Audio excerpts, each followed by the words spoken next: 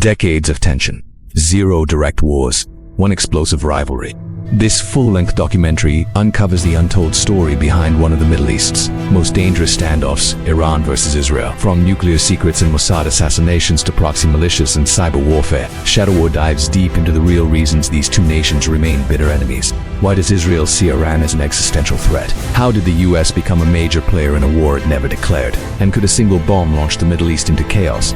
Through 10 gripping chapters, we reveal the roots of the rivalry, the players in the shadows, and the chilling question on everyone's mind: is the Third World War coming? Watch till the end to understand how religion, ideology, power, and survival collide in a conflict that could change the world. Let's start with Chapter 1. For Israel, the words "never again" aren't symbolic. Their survival doctrine. Born in the aftermath of the Holocaust, surrounded by adversaries, and tested through wars and intifadas, Israel sees threats through the lens of history. And to Israeli eyes, no threat looms larger than the possibility of a nuclear Iran. The story begins in the shadows of the early 2000s. Intelligence agencies, including Mossad and the CIA, started picking up troubling signals: uranium enrichment, hidden facilities, equipment that had no peaceful purpose. Iran insisted it was developing nuclear energy, a right under international law. But for Israel, this was the beginning of a nightmare. Why would one of the world's top oil producers need nuclear power? The logic didn't add up. What had added up was deterrence, a nuclear umbrella that could protect the Islamic regime, embolden its proxies, and alter the balance of power in the Middle East. For Iran, it was about survival too. They watched what happened in Iraq. Saddam Hussein didn't have weapons of mass destruction, and he was toppled. Libya's Gaddafi gave up his program, and NATO bombs followed. In Tehran's eyes, the bomb isn't an offensive weapon, it's a shield. But for Israel, it's the sword that could one day fall. The urgency peaked in 2012, when Israeli Prime Minister Benjamin Netanyahu took his case to the world, literally. Standing before the United Nations General Assembly, he held up a drawing of a cartoon-style bomb with a red line across the top. It was dramatic, even ridiculed by some, but behind the showmanship was a stark message. Israel would not allow Iran to cross that final threshold, the moment it enriched uranium to weapons-grade levels. That same year, the international community moved toward diplomacy. In 2015, after years of tense negotiations, the world powers and Iran signed a joint comprehensive plan of action, a nuclear deal aimed at rolling back Tehran's capabilities. Centrifuges were dismantled, enrichment was capped, inspectors were allowed in. On paper, the threat was frozen, but not in Israel's eyes. Israeli leaders called the deal a temporary delay, not a permanent fix. They feared Iran would wait out the restrictions, cash in on sanctions relief, and resume its nuclear ambitions once the inspectors left. Then, in 2018, everything changed. The United States under President Donald Trump walked away from the deal. Sanctions were reimposed. Diplomacy gave way to pressure. Iran responded by stepping up enrichment again. By 2021, experts warned that Iran was only weeks away from having enough fissile material for a bomb. The red line was fading fast. Behind the headlines, a shadow war raged. Iran's nuclear scientists were hunted down, gunned down in traffic, or blown up by remote-controlled weapons. Explosions ripped through enrichment facilities, and viruses like Stuxnet silently crippled machinery from within. Israel never claimed responsibility, but it didn't have to. The message was clear: we will not wait for the bomb to be finished. We will sabotage it before it starts. And yet, the threat remains. A nuclear-armed Iran would not just threaten Israel. It could spark a nuclear arms race in the region, pulling in Saudi Arabia, Turkey, and Egypt. It could embolden Hezbollah in Lebanon and deepen Tehran's influence over Iraq, Syria, and beyond. For Israel, the question isn't if Iran will try and what happens next. In Part 2, we follow the power that ties them both together. The United States, a global superpower, an ally to Israel, and a bitter foe to Iran. Its every move has shaped this conflict from day one. Chapter 2, the power behind the curtain. How the US fuels the Iran-Israel conflict. To understand the Iran-Israel conflict, you can't look at it as just a regional struggle. You have to look across the Atlantic to Washington, D.C., because the United States has never just been a spectator. It's the third player in a dangerous triangle, and every time it moves, the Middle East trembles. For decades, Israel has been the closest US ally in the region. A relationship born in the ashes of World War II and hardened through Cold War strategy. The US gives Israel more military aid than any other nation on Earth. Over $3.8 billion a year. This isn't just charity, it's strategy. Israel is seen as a pillar of Western influence in a hostile neighborhood, a democratic stronghold surrounded by regimes once aligned with Moscow, now challenged by Tehran. Iran, meanwhile, became America's greatest adversary in the region after 1979. when the Shah fell and the Islamic Republic rose. One of the first targets was the US Embassy in Tehran. 52 American diplomats were held hostage for 444 days. For America, it wasn't just a diplomatic crisis, it was a psychological scar, and Iran has worn that event like a badge of defiance ever since. Over the years, that tension only grew. Iran backed militants in Lebanon bombed the US Marine barracks in Beirut in 1983, killing 241 servicemen. Iran supported insurgents that attacked American troops in Iraq during the 2000s, and it armed groups that fired rockets at US allies across the region. In Washington's eyes, Iran wasn't just a problem. It was a terrorist regime with oil money and long-range ambitions. And then there's the nuclear issue. When Iran's nuclear program surfaced, it wasn't just Israel that was alarmed. The US was too. Presidents from Bush to Obama to Trump debated how to stop it. Sanctions, covert operations, cyber warfare, all were on the table. But each president had a different strategy. Obama bet on diplomacy. He negotiated the 2015 nuclear deal, the J's hoping that engagement would slow Iran down and open the door to longer-term reform. Israel hated the deal, but many US officials believed it was the best option in a bad situation. Trump saw it differently. In 2018, he tore up the agreement and reimposed crushing sanctions under what he called the maximum pressure campaign. Iran's economy tanked, but the enrichment program came roaring back. Washington's gamble failed to bring Tehran back to the table and instead accelerated the standoff. Under Biden, diplomacy returned. Quiet negotiations resumed in Vienna, but trust had Iran demanded guarantees the US couldn't give. Israel, for its part, warned against any return to a deal that didn't include limits on missiles and proxy warfare. Once again, the United States was caught between two of its most difficult relationships, an adversary it couldn't ignore, and an ally it couldn't afford to lose. But here's the deeper truth. The US isn't just reacting to the conflict, it's helping shape it. Every arms deal with Israel, every sanction on Iran, every drone strike, every speech at the UN, it all fuels a fire that has been smoldering for decades. Whether it's American-made jets in Israeli skies or American-led coalitions patrolling the Gulf, the US is deeply embedded in this fight, whether it admits it or not. And so, the Iran-Israel conflict is never just about Iran and Israel. It's about how Washington's policies, sometimes bold, sometimes cautious, tilt the balance of power in one of the world's most volatile regions. In Part 3, we go back to where it all began. The moment Iran turned against Israel, and the rivalry was born. Because this war didn't start with bombs. It started with a revolution. Chapter 3. From Allies to Enemies. How Iran and Israel became locked in hatred. Before the flames of hatred, there was a strange alliance. In the decades before 1979, Iran and Israel weren't enemies. They were quiet partners. Both were non-Arab states in a volatile region dominated by Arab nationalism. Both were backed by the United States, and both had something to offer. Israel had military technology and intelligence, while Iran under the Shah had oil wealth and regional influence. Together, they built trade, conducted covert operations, and saw each other as allies of convenience in a hostile Middle East. But that world vanished overnight. In February 1979, Iran erupted, the monarchy fell. The streets of Tehran filled with chants of death to America and death to Israel. And in place of the US-backed Shah came a new force Ayatollah Ruhollah Khomeini, a revolutionary cleric who viewed Israel not just as a political rival, but as a moral cancer. Khomeini didn't mince words. To him, Israel was a Zionist project built on Muslim land, an illegitimate regime propped up by American imperialism. Where the Shah had embraced the West, Khomeini's Iran chose resistance. And at the center of that resistance was the destruction of Israel. Not through conventional war, but through a long, grinding campaign of spiritual and strategic confrontation. For Israel, it was a nightmare unfolding in real time. A once quiet neighbor had turned into a revolutionary state with a new identity. Iran began funding Palestinian groups like Islamic Jihad and later Hamas. It embraced Hezbollah, a rising militia in Lebanon. It transformed from a passive actor into an aggressive player, not just on borders, but deep inside Israel's security architecture. And while Arab states like Egypt and Jordan signed peace deals with Israel, Iran dug in. It refused to recognize Israel's existence. It celebrated attacks.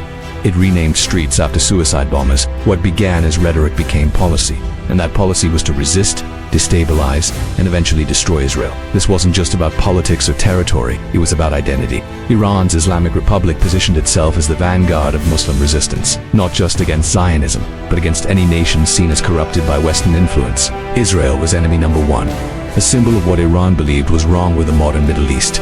In Israel, that shift triggered a strategic Iran wasn't just another Arab threat, it was something far more dangerous, ideological, patient, and willing to bleed for decades. The rivalry that emerged after 1979 wasn't based on a single incident or border dispute. It was a collision of visions. One, a democratic state seeking legitimacy and security. The other, a revolutionary regime aiming to reshape the region. And that ideological war born in the aftermath of the revolution still fuels every missile launched, every covert strike, and every backroom deal today. In part 4, we explore how that ideology transformed into something more tangible. Iran's strategy of surrounding Israel from all sides, because while Israel watched from its borders, Iran was quietly building a ring of fire. Chapter 4, The Ring of Fire. How Iran built a wall around Israel while most nations build armies. Iran built influence, not through tanks or territory, but through people, ideologies, and proxy militias. Tehran knew it couldn't match Israel in conventional warfare, so instead it rewrote the playbook and quietly surrounded the Jewish state with enemies who would fight its battles. They call it the axis of resistance. But for Israel, it's something far more sinister. A ring of fire. It starts to the north, in Lebanon. After Israel's invasion in 1982, a small Shia militia emerged from the Hezbollah, backed by Iran, trained by the IRGC, and funded with millions in weapons and cash. Hezbollah grew into the most powerful non-state military in the world. With over 100,000 rockets pointed directly at Israel, it doesn't just threaten, it encircles. Iran's foothold in Lebanon is now a fortress. To the south, in Gaza, another Iranian-backed group rises Hamas. Though Sunni in ideology, its hatred of Israel unites it with Tehran. Iran provides weapons, funding, and training. Every rocket fired from Gaza is a signal, not just of local resistance, but of Iranian reach. The strategy deepened with Syria. When civil war broke out in 2011, Iran didn't stay neutral. It sent in militias, commanders, and weapons to prop up Bashar al-Assad's regime. Not out of friendship, but out of calculation. Syria sits on Israel's doorstep, and an Iranian presence there means Israel's enemies are not just at the gates. They're already inside. In Iraq, Iran-backed Shia militias rose in the chaos after the US invasion. They fought ISIS, but also built loyalty to Tehran, with influence stretching from Tehran to Baghdad to Damascus to Beirut. Iran now holds what analysts call a Shia crescent, a corridor of armed allies that stretches across the region and surrounds Israel on multiple fronts. This is the new battlefield. Iran doesn't have to launch a war, it just has to light the match. With one order, Hezbollah could rain missiles from the north, Hamas could ignite a war in the south, and Syria could open a new front. The cost for Israel wouldn't be in thousands, it could be in tens of thousands or more for Israel. This strategy is terrifyingly effective. It's not about direct confrontation, it's about constant pressure, chaos, and the ability to strike anywhere, anytime. This is what makes the Iranian threat different. It's not a standing army, it's a living network. And this network isn't just military, it's ideological. Iran doesn't just arm these groups, it inspires them. Through religious doctrine, martyrdom culture, and revolutionary propaganda, Tehran builds loyalty that outlives politics and survives borders.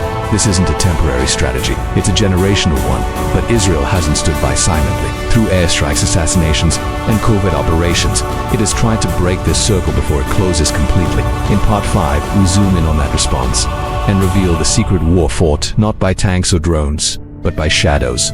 Mossad steps into the frame, and the battlefield turns personal. Chapter 5, Mossad's Silent War, Assassins in the Shadows.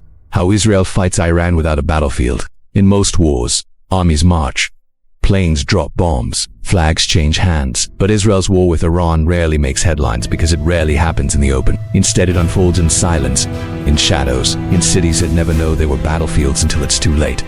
And at the center of this invisible war is Mossad. For decades, Israel's legendary intelligence agency has been the long arm of its survival doctrine. Striking deep, striking first, and leaving only mystery behind. In the face of Iran's nuclear ambitions and growing regional reach, Mossad became more than a spy agency. It became Israel's preemptive sword. The campaign began quietly. In 2007, Iranian nuclear scientists began dying. One was killed by a motorcycle bomb, another by a sniper. One was ambushed in Tehran traffic. No fingerprints were left, but the pattern was unmistakable. It wasn't random violence, it was targeted elimination, one brain at a time. Iranian security services scrambled to keep up, but the assassinations continued. In 2010, a cyberattack hit the Natanz nuclear facility. But this wasn't just any virus, it was Stuxnet, the world's first cyber weapon built to cause real-world destruction. And uranium centrifuges out of control, silently destroying over 1,000 of them before anyone knew what had happened. American and Israeli intelligence never officially claimed responsibility. They didn't have to. Then came 2018. In a move straight out of a spy thriller, Mossad agents broke into a warehouse in the heart of Tehran and stole half a ton of secret nuclear documents. Blueprints, plans, records. They smuggled it all back to Israel. No shots fired, no alarms triggered, just silence.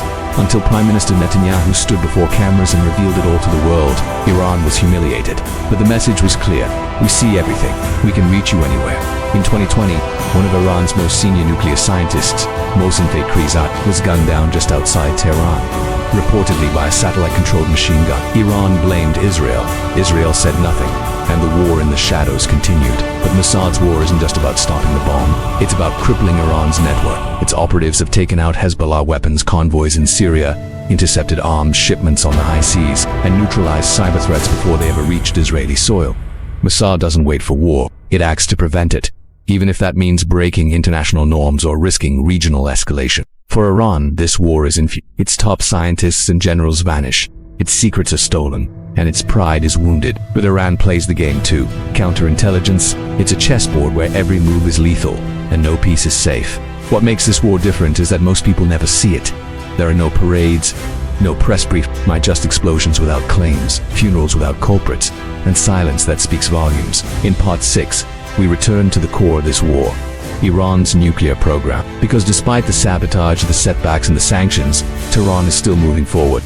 The red line Israel once drew, it's closer than ever. Chapter 6. The countdown continues. Crossing the red line, Iran's race toward the bomb in the 2020s. For over 2 decades, Israel warned the world of one line that must never be crossed. Iran must never build a nuclear weapon. That red line, drawn again and again in speeches, intelligence reports, and UN meetings, was supposed to hold back disaster. But as the 2020s began, that red line started to blur. After the US withdrew from the 2015 nuclear deal in 2018, the fragile agreement began to unravel. The sanctions came back, choking Iran's economy. Oil exports collapsed, the currency tumbled, and with every blow, Tehran gave up more of the deal's restrictions. Step by step, Iran walked away from its commitments and toward weapons-grade uranium. By 2021, international inspectors reported Iran had enriched uranium to 60% purity, a level never before reached in its history and dangerously close to weapons-grade. Israeli intelligence sounded the alarm. If this continues, Iran could produce enough fissile material for a nuclear bomb in mere weeks. And the problem wasn't just speed, it was secrecy. Iran began blocking full access to UN inspectors. Surveillance cameras were shut off. Data was erased. Underground facilities like Fordo and Natanz were reinforced and deepened, shielded by mountains and anti-air defenses. For Israel, the clock wasn't just ticking, it was spinning out of control. Inside Iran, the regime insisted it wasn't building a bomb, only maintaining leverage. But to Israeli analysts, the pattern was all too familiar. Delay, deny, enrich, repeat. At the same time, diplomatic efforts returned. In Vienna, world powers led by the Biden administration attempted to revive the nuclear deal. There were breakthroughs, then breakdowns. Tehran demanded that the US remove its Revolutionary Guard from the terror list. Washington refused. Talks stalled, and while the diplomats argued, the centrifuges kept spinning. Israeli officials began to speak more openly about a possible military strike. Plan B, they called it. Israeli jets conducted long-range exercises simulating attacks on nuclear sites. Air defense systems were repositioned. Ammunition stockpiles surged. Defense pacts with the US and Gulf allies quietly. It wasn't just talk, it was preparation. But a strike wouldn't be easy. Iran's nuclear sites are spread out, deeply buried, and well, the risks of war. A regional explosion, retaliation from Hezbollah and Hamas, and soaring oil prices are real. Still, Israeli leaders believe the cost of inaction is far greater. Iran's government, meanwhile, moved deeper into alliance with Russia and China. It began selling drones to Moscow for use in Ukraine. It expanded trade with Beijing. The message was clear. Tehran was no longer isolated. It was playing a new game, with new partners and new leverage. For Israel, the danger is not just in Iran's capabilities, but in its intentions. A nuclear Iran wouldn't need to launch a war to change the game. Just having the bomb would embolden its proxies, silence its critics, and freeze any international response. And if Iran does cross that red line, if it builds a bomb, Israel faces a terrible choice: accept the threat or go to war. In Part 7, we turn to the chessboard where much of this quiet conflict plays out. Syria, a collapsed state, a proxy battleground, and ground zero for an invisible war between Iran and Israel. Chapter 7, Syria, the war within a war, broken ground. How Syria became Iran and Israel's hidden battlefield. To the world's, Syria is a civil war story, a tragedy of collapsed cities, chemical weapons, and a dictator clinging to power. But beneath the rubble, another war rages, one far more silent, far more strategic, and far more dangerous. It is a shadow war between two regional giants, Iran and Israel, playing out on Syrian soil. When Syria plunged into chaos in 2011, Iran saw an opportunity. Bashar al-Assad, a longtime ally, was on the brink of collapse. Tehran moved fast, not just with words, but with weapons. Iranian Quds force units and Hezbollah fighters flowed in. They didn't just fight rebels, they reshaped the battlefield in exchange for saving Assad's regime. Iran earned something far more valuable: real estate, both military and political, right on Israel's doorstep. With Damascus in dead and dependent, Iran began turning Syria into a weapons corridor, a land bridge stretching from Tehran to Beirut. Warehouses sprang up, missile factories took root, air bases turned into drone hubs. Every shipment that passed through Syrian soil, bound for Hezbollah, brought Iran one step closer to Israel's northern border. Israel watched with increasing alarm, but instead of launching a full-scale war, it launched something far more surgical: a relentless campaign of air. Starting quietly in 2013, Israeli jets began targeting Iranian convoys, missile depots, and command centers inside Syria. By 2022, Israel had conducted over 1,000 strikes, with barely a headline. These weren't random attacks, they were precise, intelligence-driven, and relentless. Israel never officially claimed them, but it didn't deny them either. The goal was clear: degrade Iran's ability to entrench in Syria without triggering an all-out war. It dug deeper and moved assets underground. It disguised shipments, and it leaned on Russia, whose troops were also in Syria, to help shield key sites from Israeli eyes. But even Russian air defenses couldn't stop Mossad's intelligence or Israeli Air Force precision. The strikes continued. The chess game intensified. In 2018, things escalated. Iran fired rockets from Syria into the Golan Heights, the first direct confrontation between the two nations. Israel responded with Operation House of Cards, its largest operation in Syria since the 1973 war. Dozens of targets were obliterated in a single night. The message was unmistakable: Israel would not allow Iran to turn Syria into a forward operating base. But Syria remains fragile, lawless, and torn apart. Its instability makes it the perfect hiding ground for Iranian assets, and a perfect test zone for Israeli red lines. Civilians live in fear of airstrikes. Militias operate without uniforms, and in this chaos, two nations play a deadly game with global implications. For Israel, every strike in Syria is preemptive, a shot taken today to prevent a war tomorrow. For Iran, every foothold gained is part of a long-term strategy, not just to challenge Israel, but to outlast it. In Part 8, we leave the skies and the streets and head to a battlefield no one sees. It's not fought with missiles, but with malware. Not boots, but keyboards. The war goes digital, and every city becomes vulnerable. Chapter 8, Cyber Battles and Spy Games, wired for war. Inside the cyber battlefield between Iran and Israel, war used to be fought with tanks and troops. Now, it's waged in code. In the Iran-Israel conflict, the most advanced battlefield isn't on land, sea, or air. It's inside servers, power plants, and encrypted channels. It's a war where no bullets are fired, but the damage is very real. And in this digital frontier, both nations are armed to the teeth. It all began with a virus, not one born in nature, but in a lab. In 2010, the world got its first glimpse of what cyber warfare could do. A mysterious worm called Stuxnet tore through Iran's Natanz nuclear facility. It didn't just shut down computers, it physically destroyed uranium centrifuges by manipulating their speeds, all while feeding false data to operators. For months, Iran had no idea its nuclear program was being silently sabotaged. Experts later concluded the virus was a joint US-Israeli creation, the first cyber weapon to cause real-world destruction. That attack changed everything.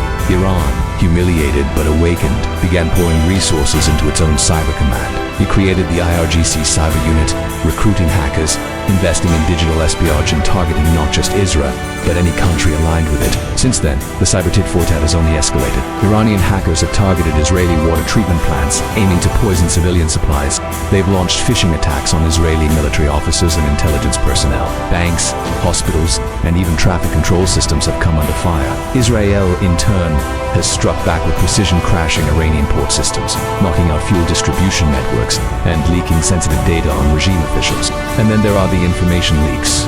Iran-linked groups exposing personal data of Israeli citizens, or Mossad allegedly leaking footage of Iranian interrogators beating detainees. It's a psychological game, a battle for control, fear, and narrative. But cyber warfare doesn't stop at attacks and includes spying. Israel's intelligence agencies are some of the best on the planet. With help from global allies, they've penetrated Iranian command structures, intercepted communications, and even compromised internal systems. One example, in 2018, Mossad reportedly hacked Tehran's nuclear archive, downloaded thousands of documents, and escaped, all while Iranian intelligence stood clueless. The beauty and horror of cyber warfare is that it's invisible. There's no front line, no time to evacuate. Civilians are on the front lines without ever knowing it. A keystroke in Tel Aviv can shut down a hospital in Tehran. A flash drive in Qom can paralyze an Israeli logistics network. And with the rise of AI-powered tools, drone coordination systems, and real-time surveillance, this battlefield is only getting more sophisticated and more dangerous. The scariest part, this isn't a future war. It's happening now, every hour, every day, in silence. There are no treaties, no red lines, no rules. In Part 9, we pull back from the digital fog and return to the real world. Because behind every missile, every drone, every virus is a strategy. And behind every strategy is a vision of how this ends. Or doesn't. Chapter 9 division. No peace, no surrender. What Iran and Israel want, and why neither will back down. Every war has a goal, every conflict, an imagined end. But in the long, bitter shadow war between Iran and Israel, that end remains as distant as ever, because neither side is willing to blink. In Tehran, the Islamic Republic sees itself as the vanguard of resistance. Since 1979, Iran hasn't just opposed Israel. It's built its identity around that opposition. Israel, in the eyes of Iran's ruling clerics, isn't just a foreign power. It's an unholy regime, a colonial outpost of the West planted on Islamic land. That belief isn't negotiable. It's baked into speeches, textbooks, Friday sermons, and military doctrine. For Iran, resistance to Israel is not just about defending Palestinians or scoring regional points. It is about proving that Islam, their version of it, can stand up to the West. That the world's only Jewish state, backed by the most powerful military alliance in history, can be isolated, weakened, and eventually erased. That's not an easy vision to give up, not after 40 years of blood, sanctions, and slogans. Meanwhile, in Israel, the mindset is no less absolute, surrounded by hostile nations, forged in the trauma of the Holocaust, and fueled by constant existential threats.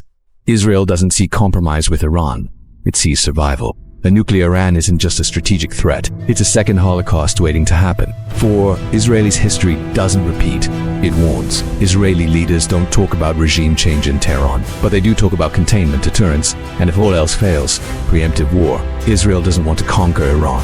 It wants Iran to stay out of its backyard, stop arming its enemies, and above all, stay away from the bomb. And therein lies the deadlock. Iran refuses to back down because it believes Israel has no right to exist. Israel refuses to let up because it believes Iran wants to wipe it off the map.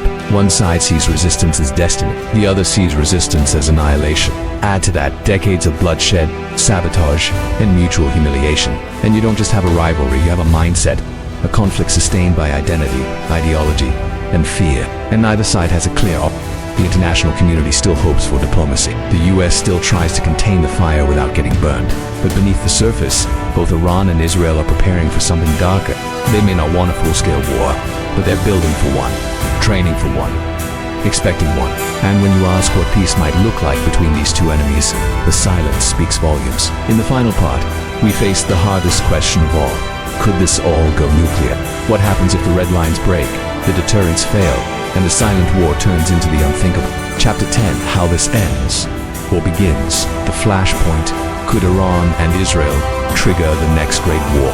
It starts with a warning, then a flash, then maybe the world changes. For decades, Israel and Iran have danced at the edge of open war, testing red lines, flexing power, launching covert blows, but always just shy of the final step, because everyone knows what that final step looks like, and no one wants to be the one that takes it. But the ingredients are all there.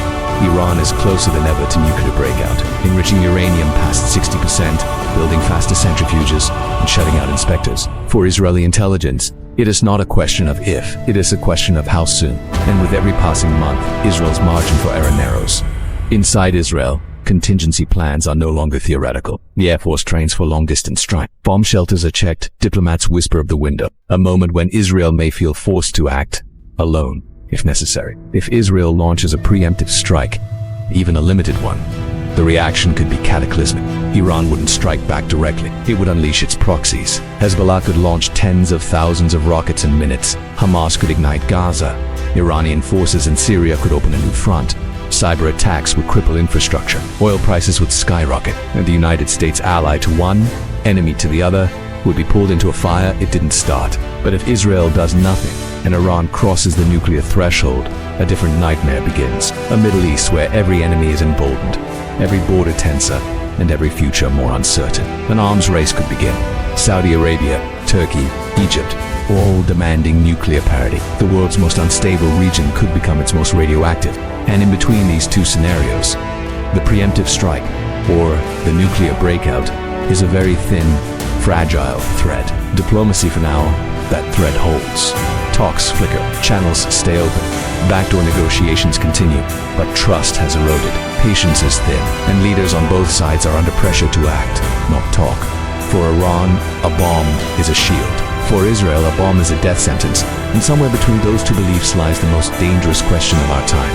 What if one day, someone stops believing in deterrence? Wars don't always start with grand speeches or formal declarations. Sometimes, they begin in silence, with a single miscalculation, a misunderstood message, or a red line crossed, too fast to take back.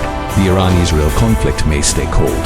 It may stay covert. It may stretch on for decades more in sabotage and silence. But if it erupts, if it turns hot, it won't stay contained. Because when these two enemies clash, the Middle East won't be the only thing that burns. This isn't just a story of politics or power. It's a story about fear, survival, identity, and what happens when the past refuses to stay buried. The Iran-Israel conflict isn't over. In many ways, it's just beginning.